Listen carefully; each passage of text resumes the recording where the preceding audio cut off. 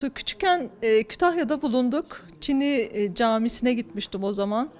Çok etkilenmiştim. Zaman içerisinde hep takip ediyordum. Çini kursuna gitmek istiyordum. Kısmet bugüneymiş. Başvuru yaptım. Geldim, başladım. Arkadaşlarla güzel bir uyum içerisinde Çini kursumuza devam ediyoruz. Amacına ulaşan kurslar, buradaki kurslar. Memnunuz. Hazırlıklarımızı yapıyoruz. Çizim yapmamız gerekirse çizim yapıyoruz. Delim işlemleri yapıyoruz. Daha sonra onu uygulayacağımız tabak, vazo vesaire işte karo gibi malzemelerimize işlemesini yapıyoruz. Sonra da boya aşamasına geçiyoruz. Çok teşekkür ediyoruz Samiyer'e bize bu olanakları sağladıkları için. Ev hanımları için özellikle çok önemli uğraşlar bunlar.